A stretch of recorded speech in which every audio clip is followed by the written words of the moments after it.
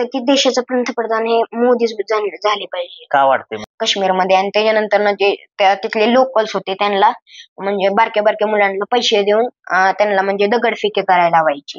एक फोटोग्राफर असतो, तो फोटोग्राफर बोलतो की सगळ्यांचा ग्रुप फोटोसाठी 10 रुपये लागतील आणि मग तो प्रिन्सिपल टीचरला सांगतो 20 रुपीज आणि ती टीचर सांगते मुलांना 50 रुपीज आणि ते एक मुलगा असतो तो हा रेहमान गुल्लेशी तो सगळ्यात टेररिझम सांभाळायचा काश्मीर मधला. त्याच्यानंतर त्याला पण कसं हे म्हणजे त्याला टॉर्चर करून त्याच्याकडनं सगळं ते ट्रूथ होते ते पण घेऊन घेतली. हॉटेल सरकार एक्झिक्युटिव्ह दिगंची तुमचे सेलिब्रेशन उत्कृष्ट करणे हीच आमची जबाबदारी. साखरपुडा, लग्न समारंभ, रिसेप्शन, डोहाळे जेवण, बारसे, बर्थडे सेलिब्रेशन यांसारख्या कार्यक्रमासाठी प्रशस्त लॉन व AC हॉल अगदी मोफत. 1500 लोकांच्या सोयीनियुक्त निसर्गरम्य वातावरणात भव्य garden, AC hall, sound system, विद्युत रोषणाई, HD प्रोजेक्टर, फ्री वायफाय, भव्य stage, selfie point, colourful Karanja आणि आपल्या कार्यक्रमाचे विनामूल्य प्रक्षेपण. हॉटेल सरकार एक्झिक्युटिव्ह दिगंची. नमस्कार मंडळी, मानदेश प्राईम मध्ये सर्व प्रेक्षकांचं स्वागत करतो. लोकसभेची वारी आली आपल्या दारी या विशेष कार्यक्रमामध्ये 7वीत शिकणारा प्रथमेश या बारामती लोकसभा मतदारसंघातला एक विद्यार्थी आहे. या विद्यार्थ्याशी आपण संवाद साधणार आहोत. तर प्रथमेश, प्रथमतः तुझं मानदेश प्राईम मध्ये खूप खूप स्वागत आहे. थँक्यू. प्रथमतः तुझी ओळख करून दे. काय नाव तुझं, पूर्ण नाव सांग आणि कितवीत शिकतोय तू? माझे नाव प्रथमेश ज्ञानदेव खामगळ आहे. मी 7वीत शिकत आहे. कोणत्या माध्यमातून शिक्षण घेतोय तू? मी इंग्लिश मीडियम CBSE बोर्डने आपलं शिक्षण घेत आहे. बर, आता तुला माहित आहे का लोकसभेची निवडणूक लागली? हा. कोण कोण उभा आहे? पहिले तर सुप्रिया काकू आणि सुनेत्रा काकू. बर, त्याच्या अगोदर मी तुला एक प्रश्न विचारतो की तू 7वीत शिकतोय, तुला पुढे होऊन काय व्हायचंय, काय ड्रीम ठेवलंय तू? मला एक IAS बनायचं आहे. IAS का व्हायचंय तुला? का मला ते ऍडमिनिस्ट्रेट करायचंय.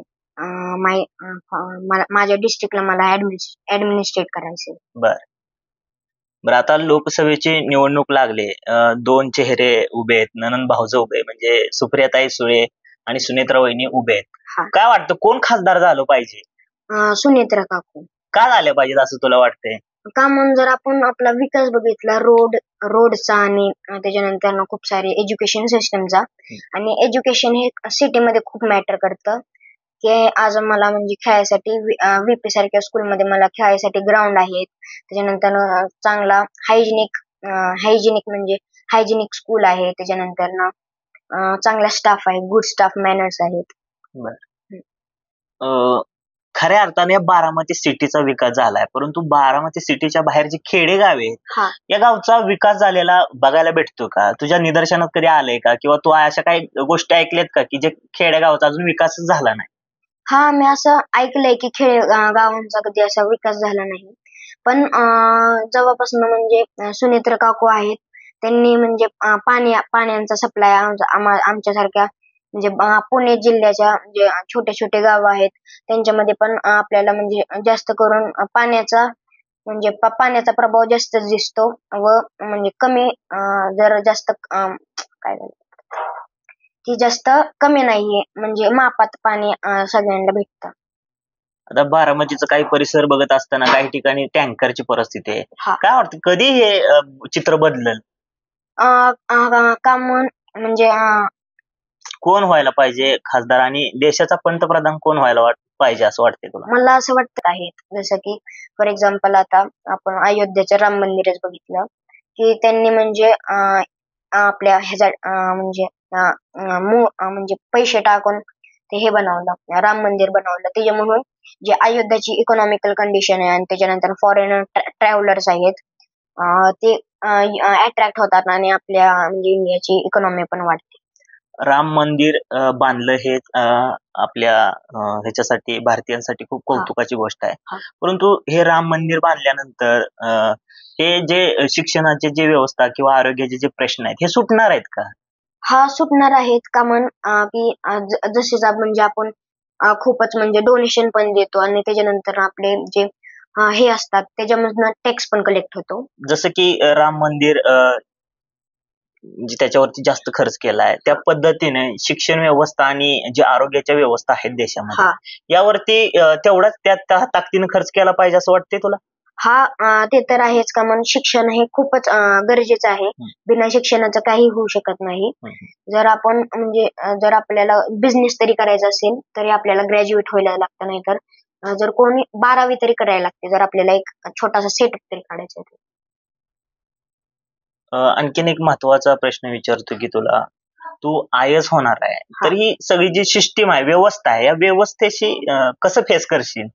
म्हणजे ही व्यवस्था आहे जी पॉलिटिक्स हा म्हणजे मी जास्त तर बघतो की 90% ऑफ पोलीस ऑफिसर्स एक म्हणजे घूस घेतात, ते म्हणजे ब्राईब घेतात. म्हणजे फॉर एक्झाम्पल जर आपल्याला फाईन घ्यायची आहे 1000 रुपयाची तर ते एका माणसाकडनं 100 रुपये घेतात. आणि ती सिस्टम तशीच वर्क करते. आतापर्यंत आपण जर बघितलं तर ती सिस्टम तशीच वर्क करते आणि मला ते चेंज करायचंय. त्याच्यामुळे आणि मला ऍडमिनिस्ट्रेट करायचंय खूप चांगलं माझ्या तालुक्याला. आणि अधिकारी झाला समज एखाद्या राजकीय नेत्याचा की अशा अशा गोष्टी करायच्यात, म्हणजे राजकीय दबाव, एखादी गोष्ट करत असताना जर तुझ्यावरती राजकीय दबाव आला तर या दबावाला कसं तू फेस करशील?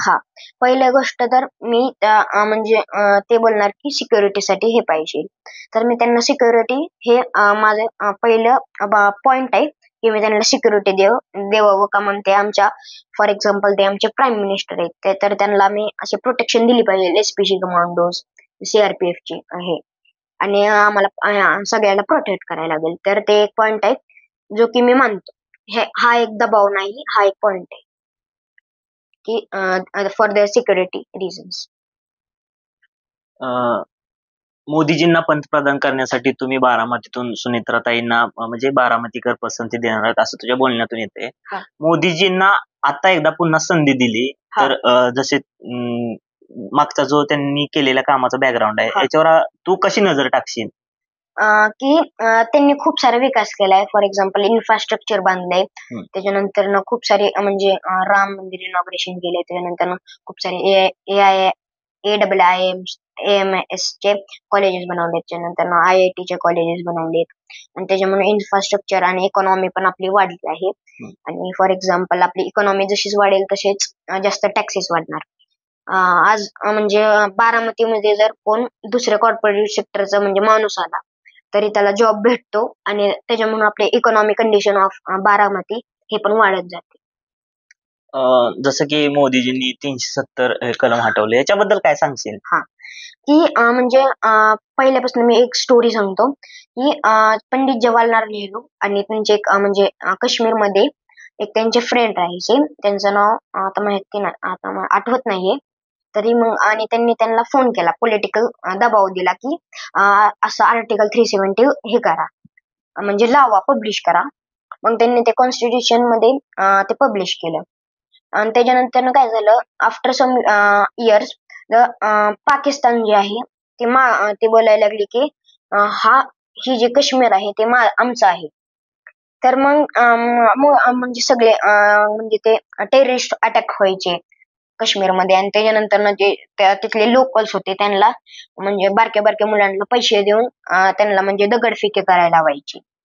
मग त्याच्यानंतर CRPF सगळे म्हणजे जे आहेत त्यांना पण खूप हे व्हायला लागलं. मग त्यांनी काय केलं की जे टेररिझम होते आणि जे म्हणजे तिथला काश्मीरचे जे हे होते प्राईम मिनिस्टर त्यांना कॉन्टॅक्ट केला, पण त्यांचा पण काश्मीरचे CM त्यांना कॉन्टॅक्ट केला, जलाल सरांना कॉन्टॅक्ट केला. तर आणि ते इंडियामध्ये पण आले पार्लिमेंटला, आणि त्याच्यानंतर म्हणजे त्यांचं हे व्हायला लागलं की आपल्याला म्हणजे डेमोक्रॅटिक त्याला इकॉनॉमीला पण आमच्या खूप हर्ट पडेल म्हणजे असं म्हणजे अमित शहा पण बोलायला लागले. त्याच्यानंतर मग ते जे काश्मीरचे जे प्रोटेस्टर्स होते ते पार्लिमेंटमध्ये आले, लोकसभामध्ये, आणि त्याच्यानंतर ते म्हणजे बोलायला लागले की म्हणजे आमच्या ह्याला पण खूप हे होणार. तर मग अमित शहा बोलले की आपल्याला हे काढायला लागेल, आणि मग त्यांनी काय केलं, एका म्हणजे जी कॉन्स्टिट्यूशन असतं त्याच्यामधलं 1947 चा जी 4th पॅरेग्राफ होता D तो मी काढला, मग आणि मग काय झालं, त्यांनी तो काढला आणि मग 1947 चे आताचे जे झेरॉक्स होते त्याच्यामध्ये तो डी नंबर नव्हता. मग त्यांना थोडं आपल्या जी इंडिया होती इंडियाची सिव्हिल सर्व्हिसेस त्यांना हे झालं, पीएम ऑफिसला हे झालं की सस्पेक्ट आला की ह्यांनी काहीतरी म्हणजे बदलले, डिलीट केले. आणि मग त्याच्यानंतर त्याची जी ओरिजिनल कॉपी होती, झेरॉक्स कॉपी म्हणजे कॉन्स्टिट्यूशन मध्ये लावली होती. आणि जी ओरिजिनल कॉपी होती ती काश्मीरच्या एका लायब्ररीमध्ये होती. आणि त्याच्यानंतर मग ते CRPF चे जवान ते तिथं गेले. त्याच्यानंतर तिथं थोडं म्हणजे शोधलं की हाय आहे का, आणि त्यांना सापडलं पण. आणि मग त्याच्यानंतर जी पुलवामा पण आपल्याला दाखवला की कसा फरहान अख्तर नावाचा एक टेररिस्ट होता. आणि कोण हा रेहमान गुल्लेशी तो सगळ्यात टेररिझम सांभाळायचा काश्मीर मधला. त्याच्यानंतर त्याला पण कसं हे म्हणजे त्याला टॉर्चर करून त्याच्याकडनं सगळं ते ट्रूथ होते ते पण घेऊन घेतली. आणि मग कॉन्स्टिट्यूशन आर्टिकल 370 मिटवला गेला झालं. मग हे 370 हटवल्यानंतर काय फायदे झाले त्याचे? पहिली गोष्ट तर म्हणजे म्हणजे आपल्याला थोडा म्हणजे आपली जमीन आपल्याला भेटली. आणि त्याच्यानंतर आपले जे लोकल्स होते जे की प्रोटेस्ट करत होते त्यांना आपण समजून सांगितलं की प्रोटेस्ट करू नका. आणि त्या प्रोटेस्ट म्हणून काय होतं की जी एअरलाईन होते, त्याच्यानंतर सगळे जे चेंबर होते, रेडिओ फोन्स होते ते सगळे बंद झाले पाकिस्तानसाठी 2-3 दिवसासाठी. आय थिंक सो कर्फ्यू लागला होता. मग त्याच्यासाठी पण हे बोलत होते. आणि त्याच्यामुळे टेररिझम पण कमी झाला आपल्या म्हणजे ह्याच्यातला काश्मीर मधला. अजून पण 2 या 3% off 5% off terrorist are in Kashmir right now. होय. अजितदादा पवार शरदचंद्र पवार यांच्यापासून वेगळे झाले. हा, चुकीचं आहे बरोबर आहे? ते पहिली गोष्ट तर चुकीचं आहे की त्यांनी म्हणजे त्यांना एवढं हे केलं, म्हणजे मदत केली की हे म्हणजे आपल्याला म्हणजे मदत केली की कसं पॉलिटिक्स चालतं, कसं इन्फ्रास्ट्रक्चर चालतं, कसं तुम्ही बनवलं पाहिजे, म्हणजे कशी माणसं कशी हे करणार आपल्याला प्रेम मग करणार. अजितदादांनी पवार साहेबांना सोडल्यानंतर इथली जनता नाराज नाही का? नाही का की जास्त तर 50% ऑफ हे इथली बीजेपी होते. त्यानंतर बीजेपी मध्ये गेलं तरी त्यांना काही एवढं वाईट वाटलं नाही. आणि काँग्रेसचे होते ते थोडे नाराज झाले. काही जण म्हणतात की अजित पवारांनी शरद पवारांसोबत राहायला पाहिजे. काय तुला काय वाटतं, राहायला पाहिजे? हा, राहायला पाहिजे होतं. त्याच्यानंतर म्हणजे जर राहिले असते तर आता त्यांच्यामध्ये आपल्याला हे बघायला भेटलं नसतं. म्हणजे रायवल 1 वर्सेस 1 बघायला भेटलं नसतं पॉलिटिक्स मध्ये आपल्या. त्याच्यामुळे आपल्या इकॉनॉमीला पण थोडी ग्रोथ भेटल आय थिंक सो. पण बाकी माहित नाही बस. आता वेगळे झाले. मग आता विकास कोण करणार सगळ्यात जास्त, शरद पवार की अजित? असं विकासाच्या दर्जाने बघितलं तर अजित पवार सरांनी खूप हे केलंय, म्हणजे खूप विकास केलाय. फॉर एक्झाम्पल जर आपण इन्फ्रास्ट्रक्चरने बघितलं तर शरद पवारांनी केलंय. पण जर आपण रोड्स बघितले, एसटी स्टँड बघितले, त्यानंतर जी ग्रीनरी बघितली, त्यानं स्कूलिंग बघितली, तर ती अजित पवारांमधून झाली. मग आता या लोकसभेत लोकांनी कुणाला साथ दिली पाहिजे? म्हणजे आय थिंक सो अजित पवारांचाच. राज्यातले नेते भाजपमध्ये जाते, हा, तुला बरोबर वाटते? हा, का की बीजेपी मध्ये तेवढी पॉवर आहे की ते कुणाला पण म्हणजे असं MLA बनवू शकतात. काय वाटतं 2014च्या अगोदर ज्या संस्था होत्या ED, CBI, Yes. त्या संस्था जास्त लोकांना माहित नव्हत्या, परंतु आता ABCDI ची भीती विरोधी पक्षाला जास्त का वाटते? का की म्हणजे तुम्हाला काय बोलायचंय? विरोधी पक्षातली जी लोक आहेत, काँग्रेस असेल, ED च्या राष्ट्रवादी भीतीने असेल, EDच्या भीतीनं भाजपमध्ये जाते असं वाटतंय तुला? नाही जात. मग का जात असतील? का की त्याचं पॉलिटिकल दबाव पहिली गोष्ट. आणि त्याच्यानंतर की त्यांना म्हणजे तिथं तिकीट खूप जास्त भेटतात. म्हणजे जर तुम्ही काँग्रेसमध्ये तरी आहात तरी तुम्हाला भेटतील, पण तिथं म्हणजे तिकीट भेटायचा चान्स खूप जास्त आहे, म्हणून ते भारतीय जनता पार्टीला जातात. आता देशामध्ये सध्या कोणत्या पक्षाची ताकद जास्त आहे? पहिली गोष्ट तर बीजेपीची आणि दुसऱ्या नंबरला काँग्रेस येते. देशामध्ये किंवा राज्यामध्ये जे करप्शन चालतं याबद्दल काय सांगशील?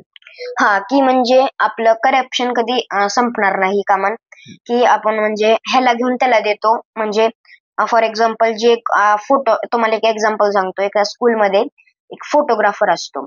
तो फोटोग्राफर बोलतो की सगळ्यांचा ग्रुप फोटोसाठी 10 रुपये लागतील, आणि मग तो प्रिन्सिपल टीचरला सांगतो 20 रुपीज, आणि ती टीचर सांगते मुलांना 50 रुपीज, आणि ते एक मुलगा असतो तो बोलतो 100 रुपीज त्यांच्या पप्पांना, आणि त्याची मम्मी पप्पाला बोलते 500 रुपये. मग तसे करप्शन कधी संपणार नाही आपल्या, म्हणजे कुठल्या पण देशात असू दे, करप्शन हे संपत नाही. करप्शन इकडून तिकडं होत राहते. म्हणजे फॉर एक्झाम्पल आता पॉलिटिक्स मध्येच बघितलं तर आता जर आपण म्हणजे कुणा तरी MLA ला बघितलं तर MLA ला म्हणजे कॉस्ट प्राइस त्याची आहे 10 रुपीज, आणि तो विकतोय की पुढचे भाव विकतोय तो 50 रुपयाला. मग त्याचे प्रॉफिटच होते 30 रुपयाचं. तू भावी अधिकारी होणार आहे, IAS होणार आहे, हे मुद्दे तुझ्या समोर येणार आहेत करप्शनचे.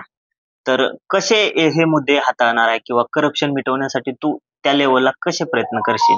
पहिलं तर मला म्हणजे त्याच्यासाठी डिस्ट्रिक्ट मॅजिस्ट्रेट, म्हणजे जी इंडियन ऍडमिनिस्ट्रेटिव्ह सर्व्हिसेसची सगळ्यात टॉपची लेवल म्हणजे डिस्ट्रिक्ट मॅजिस्ट्रेट असते. त्याच्यामध्ये मला त्याला क्वालिफाय करायला लागेल. पहिलं मी IAS बनणार. त्याच्यानंतर जर माझा गव्हर्नमेंट ऑफ इंडियाला जर माझा म्हणजे काम आवडलं तर ते मला पुढच्या पण प्रमोशन करून डिस्ट्रिक्ट मॅजिस्ट्रेट पर्यंत नेऊ शकतात.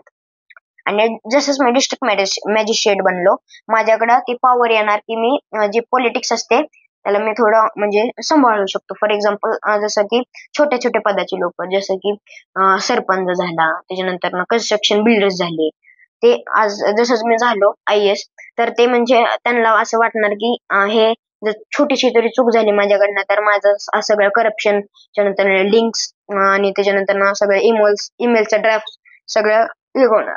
आणि मला दुसरी गोष्ट तर झालं. तर मंडळी, ज्यांनी आपल्यासोबत संवाद साधला तो प्रथमेश 7वी मध्ये शिकत आहे आणि त्याचं स्वप्न आहे की IAS बनायचं.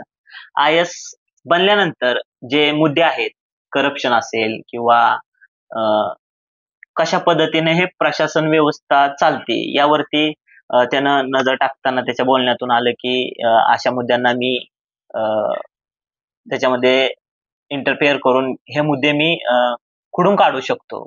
आणि याचा राजकीय अभ्यास बघितला तर त्यांनी या बारामती लोकसभेबद्दल बोलला.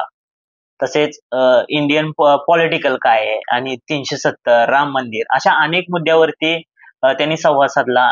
याच्यातून आपण या विद्यार्थ्याची जी बौद्धिक क्षमता आहे ती पाहू शकतो. 7वीतला विद्यार्थी देश लेवलचा विचार करू शकतो हे याच्या बौद्धिक कौशल्यातून आपल्याला दिसून आले. आवाज माणदेशाचा, माणदेशातील प्रत्येकाचा. माणदेश प्राईम सबस्क्राईब करा आणि अपडेट रहा. नवीन व्हिडिओच्या नोटिफिकेशनसाठी बेल आयकॉनचं बटन दाबा. धन्यवाद.